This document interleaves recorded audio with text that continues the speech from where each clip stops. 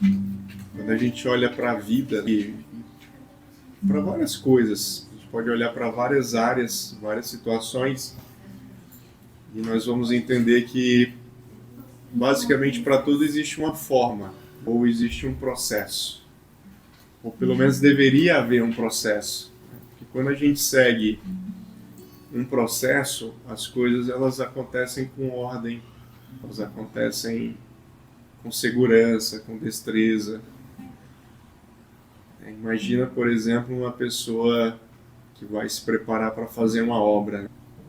Então, imagina ele chegar aqui numa obra, tem uma obra aqui na frente, ele chegar lá de qualquer jeito, sem ele passar por um processo antes, sem ele entender o que ele precisa fazer, sem ele entender quais são os equipamentos que ele precisa colocar, sem ele entender que se ele vai fazer um procedimento elétrico, ele tem que tomar alguns cuidados antes, ele tem que apertar alguns botões ou desligar alguns fios. Da mesma forma o pintor, ele vai começar a pintar, ele precisa também de processos, ele precisa preparar o ambiente, ele precisa proteger o chão, proteger se tem mobília, proteger a mobília. Ele precisa pegar a tinta, misturar às vezes com outro solvente ou algum outro produto. Precisa limpar o pincel ou rolo, se já é de uso. Então agora imagine ele chegando e pintar de qualquer jeito, sem ter um processo de pintura, né? Sem proteger. Então, com certeza viraria um caos. E Deus ele tem falado muito forte conosco, porque essa igreja que está nascendo, ela está passando por um processo. Ela está passando por processos de Deus. Eu não sei se vocês lembram, mas algumas palavras que Deus deu para a gente, uma delas foi sobre fundação. A primeira palavra que a gente ministrou aqui, que Deus trouxe ao nosso coração, foi sobre a fundação, sobre a casa, sobre o alicerce. Depois veio uma outra palavra que foi sobre a olaria. Nós somos o barro, nós somos a matéria-prima que Deus está trabalhando para que Ele possa moldar o nosso caráter, para que Ele possa moldar a nossa vida, para que esse vaso de barro ele se encha, ele se abasteça e que esse abastecimento ele venha frutificar, ele venha suprir a vida de outras pessoas. E aí esses dias essa semana agora eu estava pedindo a Deus direção, estratégias para a gente poder avançar, para a gente poder caminhar. Eu falei assim, Deus, estou entendendo que o Senhor está trabalhando aqui nas nossas vidas, estou entendendo que o Senhor está nos preparando, estamos nesse processo de preparação, mas eu estou entendendo que está na hora da gente começar a avançar, a gente começar a realmente cumprir a outra parte do processo, o outro ciclo que vai se iniciar. E aí orando, pedindo estratégias, pedindo uma palavra, realmente uma direção de Deus para esse momento. E aí talvez alguns perguntem, poxa, mas se você não tem uma estratégia, você foi missionário, o missionário tem tanta estratégia, tem tanta ferramenta de evangelismo. E é verdade, eu fui missionário da Cruzada Estudantil, a gente tinha uma preparação para isso, a gente usava ferramentas de evangelismo, eles tinham processos bem estabelecidos. Mas eu falei assim, Deus, eu quero ter um processo para esse momento. Eu quero que o Senhor fale qual que é o processo para as nossas vidas. E por que eu estou falando isso para vocês, irmãos? E por que essas palavras são importantes? Porque a Viva Reino, ela é uma igreja que está surgindo debaixo de uma palavra de Deus. Ela é um movimento, é uma igreja que foi profetizada por Deus, que foi gerada pelo Senhor. Então, algo que foi gerado pelo Senhor, ele tem que caminhar pelo Senhor. Amém. A gente não acordou um dia e falou, vamos abrir uma igreja, a igreja vai funcionar assim, de tal forma, a gente vai fazer do nosso jeito. Não. Pelo contrário, a gente estava quieto no nosso canto e aí Deus nos chamou, Deus nos ativou com um propósito. Então, nada mais justo que, se é Deus quem chamou, se a obra é dele, então que ele conduza. Então, que ele faça a parte dele. Obviamente, a gente vai fazer a nossa, mas que ele faça dele. Então, que ele nos mostre o caminho. E aí, orando em cima dessa... pedindo essa direção para Deus, ele me levou lá para Mateus capítulo 10. Quem quiser acompanhar aí, Mateus 10, a partir do versículo 5. Que vai falar sobre o chamado dos apóstolos, dos discípulos, os 12 do Senhor.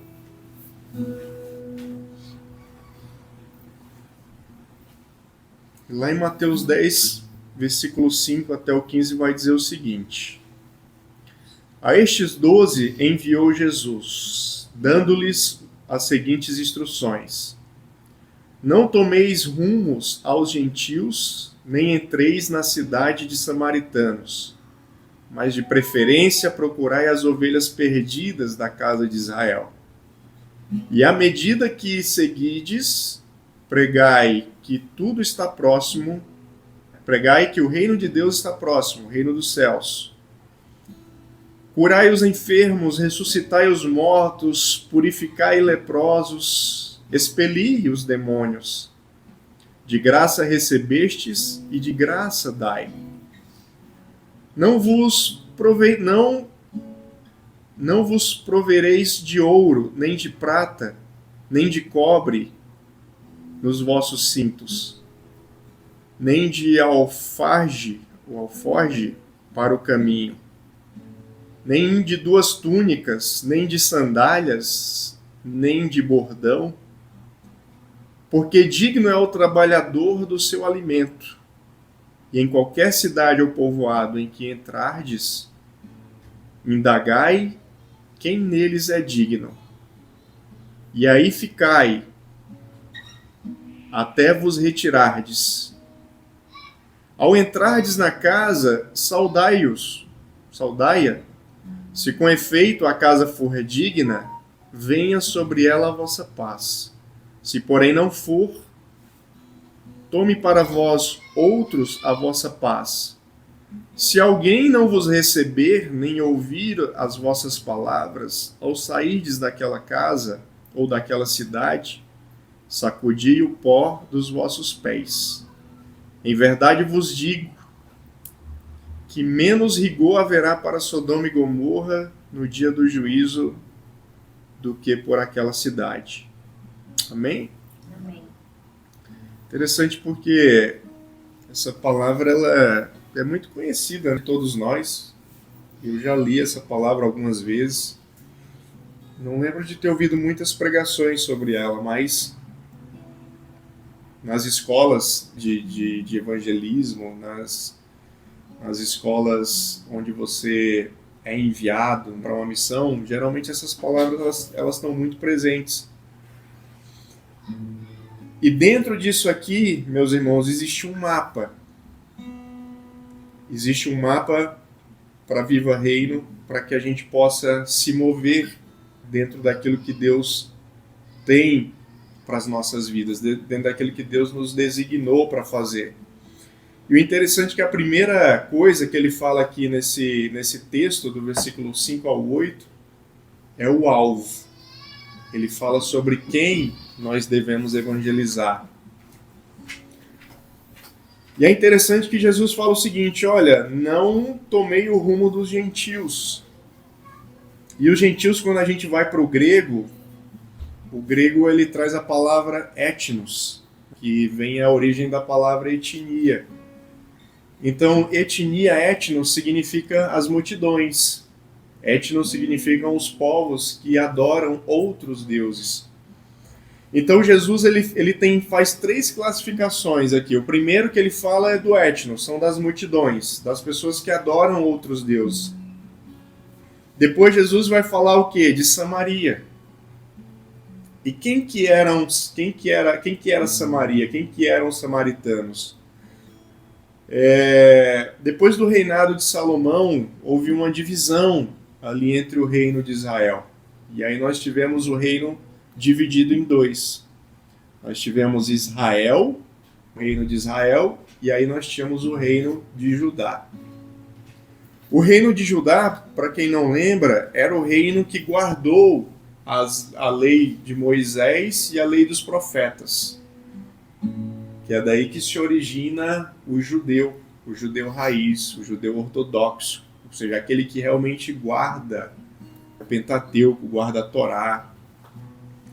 E quem que era agora o povo de Israel? O povo de Israel era o povo que se corrompeu. O povo de Israel era o povo que se misturou com outros deuses.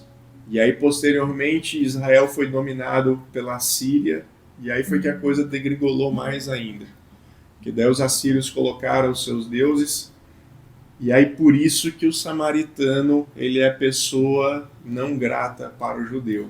Porque o judeu guardou a lei, e o samaritano, ele se corrompeu. E aí o interessante é que Jesus fala assim, não entrem na cidade dos samaritanos, mas dê preferência, procurai as ovelhas perdidas da casa de Israel. Quando Jesus fala aqui, irmãos, da casa de Israel, ele está falando não de Israel Samaria, mas ele está falando de Israel daqueles que vieram de Jacó. Lá em Gênesis, capítulo 32, se eu não me engano, Jacó ele lutou com o anjo. E Deus mudou o nome dele. O nome de Jacó passou a se chamar Israel. E a partir dali, então, surgiu uma nação que a gente conhece como a nação israelita. Então ali nasceu o povo israelita. Ali surgiu essa grande nação, ali surgiu esse povo de Deus. Então quando Jesus fala assim, procurem as ovelhas perdidas da casa de Israel, ele está falando justamente deles, dos judeus. Eles que estavam perdidos, não dos samaritanos. E é o interessante que Jesus fala o seguinte, olha, dê preferência às ovelhas perdidas de Israel. O que Jesus está falando? O que a palavra está falando para a gente? Nós não vamos, obviamente, excluir as pessoas. Jesus não está excluindo os samaritanos e muito menos os gentios, o etnos, as multidões. Porque depois, se você olhar na Bíblia, a palavra veio também para os gentios. Inclusive, Deus levantou um apóstolo para eles. O apóstolo Paulo, que era considerado o apóstolo dos gentios. Mas essa palavra é muito pontual, por quê? Porque Deus falou assim, vão primeiro as ovelhas perdidas da casa de Israel. E por que essa palavra é pontual para nós? Porque eu lembro que uma das coisas que Deus falou ao nosso coração é que virão pessoas maduras para estar conosco. Virão pessoas que já tiveram experiência de igreja, mas que muitas delas estão com o coração ferido, muitas delas às vezes estão afastadas, muitas delas às vezes até estão dentro da igreja, mas não estão fluindo naquilo que Deus tem para a vida delas. E aí depois da casa de Israel, vem os samaritanos, vem aqueles que estão, os samaritanos seriam aqueles que estão desviados, aqueles que conheceram a palavra de Deus, tiveram um relacionamento com Deus, mas estão afastados. Ou às vezes se relacionaram com outros deuses, às vezes foram buscar outras religiões. E aí depois vem o etnos, depois vem as multidões. Então a palavra de Deus, o que ela diz? Primeiro busque aqueles que estão próximos a mim, ou pelo menos que eram próximos, aqueles que conhecem a lei. Depois os que se desviaram e depois a multidão. E é interessante que, continuando aqui na leitura, a palavra vai nos dizer o que nós devemos fazer. Como que nós vamos evangelizar? Que mensagem que nós vamos levar? Como que nós vamos fazer? E aí lá no versículo 8, o Senhor ele é muito cirúrgico na orientação que ele dá para os seus discípulos. Ele começa dizendo, curai os enfermos, ressuscitai os mortos, purificai os leprosos, expeli os demônios. De graça recebestes e de graça dai. Então observe que Jesus ele dá aqui pelo menos 4 orientações bem claras. A primeira orientação que ele está dando é o seguinte: olha, vocês precisam curar os enfermos. E quando a gente fala em curar enfermos, irmãos, a primeira coisa que vem à nossa mente é o que de fato a palavra diz. É a gente chegar e evangelizar alguém que está doente, alguém que está hospitalizado, alguém que está passando por alguma dificuldade física. E aí, mergulhando na palavra, a palavra enfermo, ela vem do grego asteno. E asteno significa o quê? Pessoas que estão fracas, pessoas que estão sem força, pessoas que estão sem energia. E a primeira pergunta que Deus faz ao nosso coração é: você conhece pessoas que estão assim? Pessoas que estão fracas na fé? Pessoas que estão sem força? Pessoas que estão como o povo de Israel, o povo judeu ali, muitas vezes parece que está, mas não está. Está cansado, está fragilizado, né? Está pesado, está carregando um fardo maior do que o que ele pode suportar. Então, quando nós ampliamos a palavra enfermos, existem várias pessoas enfermas dentro da igreja. Existem pessoas que estão precisando de socorro, só que elas estão em silêncio, porque muitas dessas pessoas não têm voz, elas não têm a quem recorrer, elas não têm a quem pedir ajuda. E aí Jesus continua e fala o seguinte, versículo 8: ressuscitai os mortos. E a palavra mortos, irmãos, ela vem do grego necros, né, de necrosar, de necrofilia. Você já viu um tecido quando ele está necrosando, quando ele está morrendo, ele vai ficando com um aspecto sem vida, né? Vai ficando feio. E a tradução de necros, né, para o português tem os dois significados. Tanto ressuscitar fisicamente, quando Jesus falou ressuscite os mortos, é para de fato que a gente ressuscite, sim, fisicamente, ore para que essas pessoas ressuscitem, se assim for necessário. Mas a palavra necros, ela traz um significado muito forte também, que são pessoas que estão mortas espiritualmente.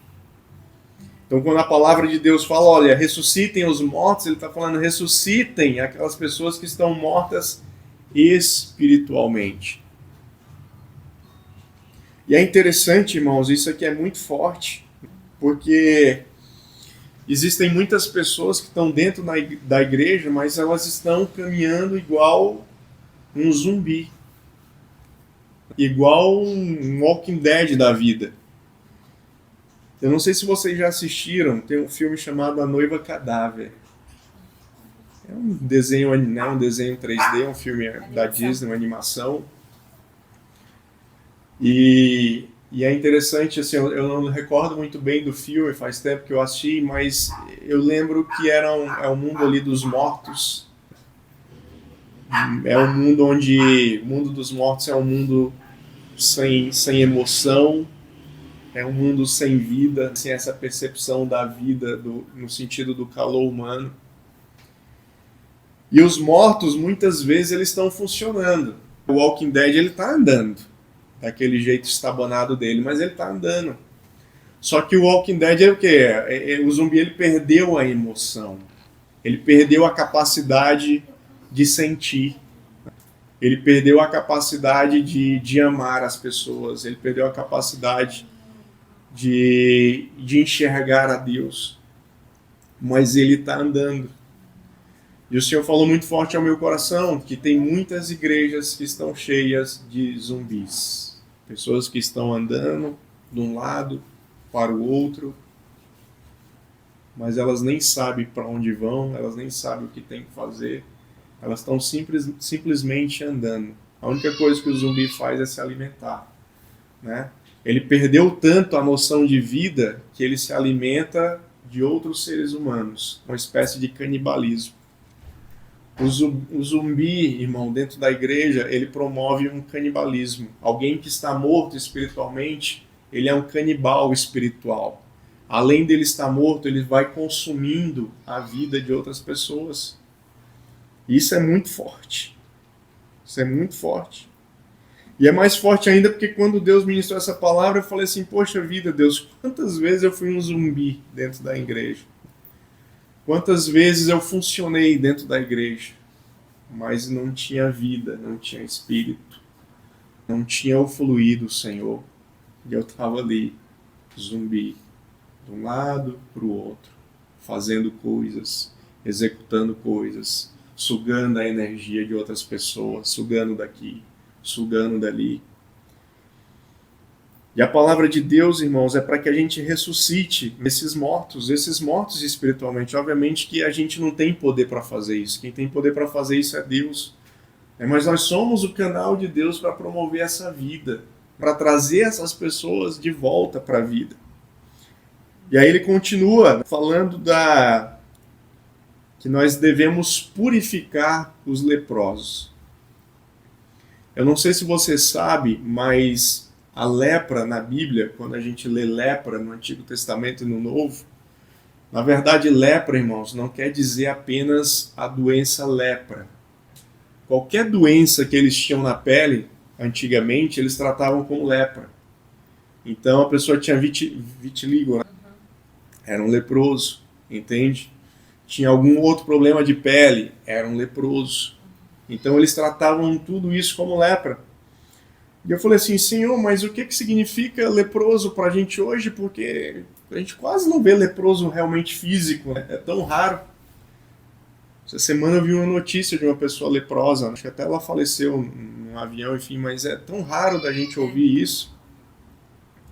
E o Espírito Santo falou muito forte ao meu coração, irmãos, que a lepra, a doença de pele, ela atinge um dos órgãos que é mais sensível ao ser humano. Então, se você passar a mão no seu braço, você está sentindo a sua mão por quê? Por causa da sua pele. Eu não sei se você sabe, mas a pele ela é o maior órgão do corpo humano. A nossa pele ela é um órgão. Ela não é só simplesmente um tecido. E eu falei assim, Deus, e o que significa os leprosos, Pai? E ele falou, são aquelas pessoas, meu filho, que perderam a sensibilidade. São os leprosos que estão dentro da igreja, que não sentem mais, não tem mais sensibilidade, não sente mais a presença de Deus, não sente mais a dor do outro, não sente mais as necessidades, não sente nem a si mesmo. Nem quando ele se toca, ele está se sentindo mais. Ele está a um caminho de morrer espiritualmente. Então ele perdeu a sensibilidade. E eu fiquei pensando nisso e, meu Deus, quantas vezes a gente perdeu, quantas vezes eu perdi a sensibilidade de estar dentro da igreja, às vezes só buscando me alimentar, buscando receber, buscando ter, mas eu perdi a sensibilidade. E às vezes tinha algum irmão querendo me tocar, só que a minha lepra não deixava eu sentir. Porque eu estava com a minha boca aberta, só querendo receber, só querendo ouvir. E Deus está falando, olha, vocês precisam curar os leprosos, vocês precisam trazer sensibilidade para quem está sem sensibilidade. E isso começa a fazer todo sentido, irmãos, porque essas pessoas estão dentro das igrejas, elas não estão fora das igrejas, elas estão dentro das igrejas. E aí, por último, ele fala que nós devemos expulsar os demônios. E os demônios, hoje também é muito difícil a gente ver um demônio manifesto. Eu lembro que quando eu me converti, eu tive acho que umas 2 ou 3 oportunidades de ver realmente uma pessoa possessa por um espírito demoníaco e ver o Espírito de Deus agindo. Só que hoje o espírito maligno ele tem agido de outras formas. Ele não tem mais agido nessa possessão clara, mas ele tem aprisionado a vida de muitas pessoas, através de crenças limitantes, através da depressão, através da ansiedade, através de palavras que são lançadas na nossa mente. A gente sabe que o diabo ele não pode nos possuir, mas a Bíblia diz que ele está ao nosso derredor. Ele está lançando aquelas palavrinhas de dúvida, de questionamento. Será? Você acha mesmo que Deus te ama? Você acha mesmo que Deus tem propósito na sua vida? Você acha mesmo que o teu ministério vai ser tudo isso aí que falaram? Você acha que a tua vida vai mudar? Você acha que você nasceu para prosperar financeiramente? E aí ele vai nos minando, e se a gente não vigiar, essa palavra entra no nosso coração, e aí a gente fica, eu vou usar aqui um termo, debaixo de uma possessão permitida. O que é a possessão permitida? Quando eu escuto algo, a vozinha do diabo, eu permito que essa voz entre e ache lugar no meu coração. Então é uma possessão permitida. Um termo novo aí para os teólogos estudarem. Vulgo brecha. Vulgo brecha. Mas o fato, irmãos, é que a igreja está assim.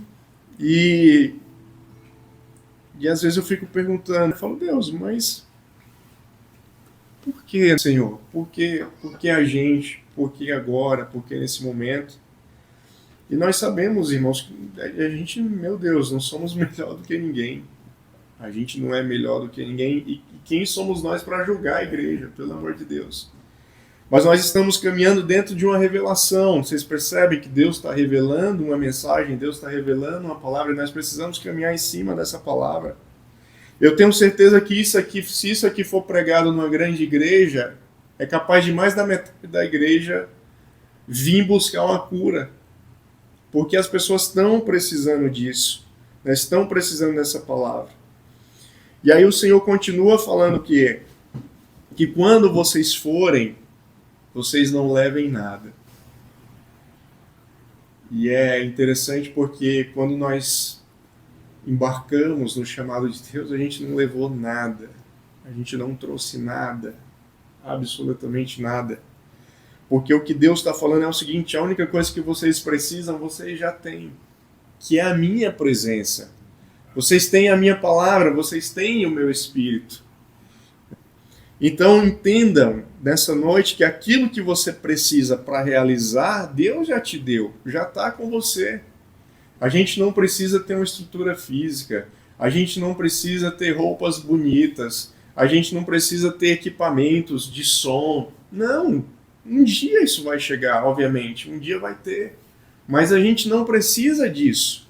O que nós precisamos, nós já temos, que é a palavra de Deus. E quando Deus fala isso para eles, é até também para eles não se apegarem, para eles não ficarem apegados às coisas materiais, às coisas terrenas. Até para eles não acharem que a transformação iria acontecer por aquilo que eles carregavam. Pelo dinheiro que eles carregavam, pela túnica que eles carregavam, que iria demonstrar respeito, autoridade. Nada disso. E aí, por fim, o Senhor finaliza trazendo aqui algo muito importante nessa mensagem. A gente poderia passar horas aqui só debulhando ela. Mas é interessante, irmãos, que Jesus ele enviou os 12. E o que Jesus falou? Vá na casa das pessoas. E aí quando a gente pensa aí na casa das pessoas, talvez a primeira imagem que vem na sua cabeça são os testemunhas de Jeová. Aqui em Itapema, Nossa, não sei lá em Balneário, mas aqui É, todo domingo eles vêm de 2 em 2, de 3 em 3, de 4 em 4. E aí eles batem, eles interfonam, eles botam uma mensagem na caixinha de correio.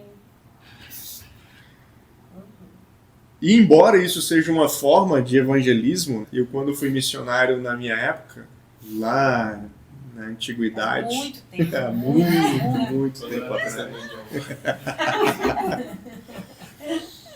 Na época que eu nem tinha celular nessa época, irmãos, pra vocês terem uma ideia. Aí a gente evangelizava de porta em porta. A gente batia na porta e apresentava Jesus para as pessoas, e era assim que a gente fazia. Mas aí, perguntando a Deus, eu falei assim: Deus, mas me fala mais, porque o Senhor deve ter mais aqui em cima dessa palavra. O Senhor não está falando só para a gente ir nas portas e bater, né? Obviamente, hoje existem outras formas da gente entrar. Existe a internet. Poxa, a internet é uma forma da gente entrar na casa das pessoas. E sem bater na porta. E sem bater na porta. Mas é interessante porque quando Deus ele traz essa palavra, ele traz essa mensagem, irmãos, ele está dizendo que o evangelho ele não é processado na sinagoga. O evangelho ele não é processado na igreja. O evangelho ele é processado dentro das casas. E o que o Senhor está dizendo para a gente é o seguinte: olha, a palavra ela tem que chegar dentro dos lares. Ela tem que chegar dentro das casas. E as casas são quem, pessoal? A casa são as pessoas. Então a palavra tem que chegar dentro das pessoas. E não o contrário. O evangelho não se processa fora. Não é eu vou na igreja para pegar algo. Não. Você recebe delivery do Senhor. Vem na sua casa. O Espírito Santo vai lá te entregar. A única coisa que você precisa fazer é receber. E aí o que ele fala? Ele é muito claro: não percam tempo com quem não quer receber. Não percam tempo com quem não quer receber. Isso é muito claro, isso é muito forte. Não percam tempo. Eu queria tanto que fulano se convertesse. Cara, se ele não quer, não perca tempo com ele. Eu acho que até que foi por isso que Jesus falou o seguinte: olha, não vão para a multidão primeiro, porque para a multidão é mais difícil converter. Porque eles adoram outros deuses. Então vai primeiro para quem já conhece. Porque quem já conhece é mais fácil. Ele vai dar a abertura mais fácil. Ele vai entender o que você está falando. O que você vai falar para ele não é estranho. Então imagino que assim digo eu, não sei, eu imagino que é por isso que Deus falou: primeiro vão para os conhecidos, porque ele já conhece a palavra. E é interessante, irmãos, porque quando você vai evangelizar um desviado, é interessante, porque o desviado ele para te ouvir. Quando eu evangelizava na rua, todo desviado parava para ouvir. Às vezes o que não conhecia, não. Às vezes o que não conhecia, ele dizia não. Não quero, obrigado, testemunho de Jeová, não sei o quê. Não, eles não sabem quem que é. Não quero. Mas quem era desviado ouvia. E quem era desviado, ele era muito mais fácil. Quando a gente começava a falar, geralmente o cara já começava a chorar. Porque ele já experimentou. Ele sabe quem é Deus, ele sabe quem é o Espírito. Então você não fala uma novidade para ele. Você apenas está resgatando. Então a palavra de Deus é essa: vá na casa. Se a pessoa te receber, amém. Ministre. Semeie na vida dela. Se ela não receber, tá tudo certo. Bata os seus pés e vai embora. Você não precisa amaldiçoar, não precisa falar nada. Só bate o pé e vai embora. Agradece, vai embora. Então, irmãos, a mensagem de Deus para as nossas vidas na noite de hoje é essa. A gente precisa ter muita convicção do nosso chamado, a gente precisa ter muita convicção daquilo que Deus nos chamou para fazer, daquilo que Deus chamou para resgatar. E essa palavra ela não é só para a gente. Existem outras pessoas que também estão caminhando em cima dessas palavras. Existem pessoas que também estão resgatando a outros. Existem pessoas também que estão evangelizando a própria igreja. Talvez você já tenha ouvido esse termo da boca de outros pastores, de outros profetas. A igreja precisa ser reevangelizada. A igreja precisa reencontrar o seu caminho. E qual que é o caminho? É o caminho de Cristo. É o caminho do Evangelho, é o caminho do Espírito. É se mover pelo Espírito, não pela carne. É se mover por propósito, não por necessidade. É se mover por aquilo que está em oculto, não por aquilo que é visível. As pessoas estão atrás do que é visível. Deus está atrás daquilo que está em oculto, daquilo que está escondido dentro do seu coração. E aquilo que está escondido dentro do seu coração, Deus quer trazer para fora. Deus quer que isso alcance outras pessoas. Deus quer que a sua vida seja uma referência, um espelho, uma luz, um sal. Deus quer que você cure os enfermos, pessoas que estão doentes dentro da igreja. Deus quer que você ressuscite os mortos. Pessoas que estão na Zumbilândia Gospel. Está lá, ele está até funcionando, mas ele não está fluindo. Existe uma diferença, né? A gente tem ouvido muito sobre isso, a diferença entre funcionar e fluir. E a escolha está nas nossas mãos. Funcionar é mais fácil do que fluir. É muito mais fácil, irmãos, a gente só funcionar. É muito mais fácil eu entrar na manada, porque na manada eu não preciso nem andar. A manada vai me carregando. Eu fico lá igual um boneco de posto no meio da manada. Se a manada vai para a esquerda, eu vou. Se a manada vai para a direita, eu vou. Se ela segue em frente, eu vou. Se ela para, eu paro.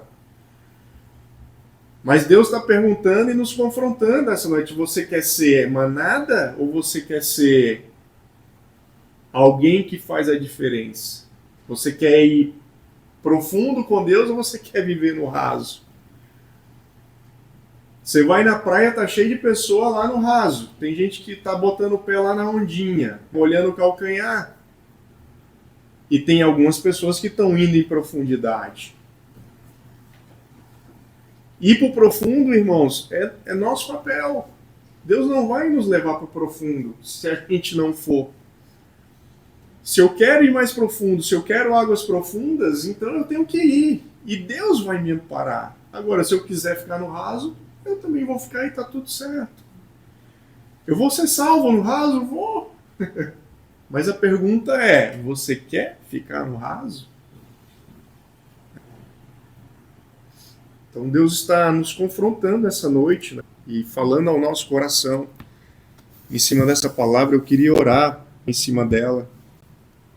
Se Deus falou ao seu coração, se Deus ministrou algo a você, se apresente diante deles. Não precisa se apresentar para homens, né? Mas fale para Deus. Deus, eu entendi. Entendi o teu chamado, entendi aquilo que o Senhor tem para a minha vida. E eu quero viver essa palavra. Não é fácil, irmãos, viver essa palavra. Mas é o que o Senhor nos chamou para viver. Eu quero viver essa palavra. Por mais difícil que ela seja, por mais que seja andar na contramão, por mais que seja louco, por mais que às vezes seja impossível, e que é impossível aos meus olhos. Mas eu sei que para o meu Deus não é impossível. Então, se a gente puder curar uma vida, se a gente puder ressuscitar uma pessoa, se a gente puder limpar um leproso, se a gente puder libertar alguém que está cativo, já é motivo para o céu se alegrar. Amém. Então, que a gente possa orar em cima dessa palavra. Senhor, meu Deus e meu Pai, eu quero, em nome de Jesus, te agradecer, Pai, por tudo aquilo que o Senhor tem feito nas nossas vidas e através das nossas vidas, Deus. Nós entendemos, Pai, que nós somos como um farol, mas o Senhor é a luz que está dentro do farol, Pai. Nós somos o farol que conduz, mas o Senhor é a luz que ilumina. O Senhor é a luz que dá direção, o Senhor é a luz que mostra, o Senhor é a luz que aponta. O Senhor é a luz que dá o caminho, Jesus, para que nós possamos passar por ele. Então, que em nome de Jesus, Pai, o Senhor possa nos abençoar na noite de hoje, Pai, fazendo com que essa palavra se torne uma realidade nas nossas vidas, Pai. Por mais difícil que seja, por mais que as pessoas não estejam praticando ela, mas que em nome de Jesus, Pai, nós possamos fluir na Tua palavra. Assim como o Senhor enviou os 12, o Senhor também está nos enviando, Pai, na noite de hoje. Ou o Senhor está nos rechamando, ou reconfirmando o nosso chamado, Pai, se assim podemos dizer. Queremos te pedir, Pai, que a chama do Teu Evangelho esteja acesa no nosso coração, Pai.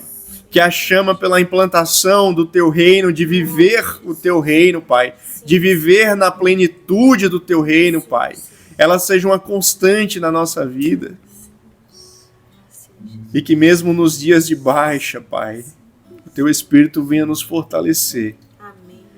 Que mesmo no dia em que cairmos, Deus, o Teu Espírito venha nos levantar, Pai. E que mesmo aqueles dias onde a gente não acredite mais, que o Senhor continue acreditando, Pai. E que o Senhor não desista de nós, Pai. Porque nós não queremos desistir de Ti, Senhor. Nós não queremos desistir, Pai, do Teu chamado.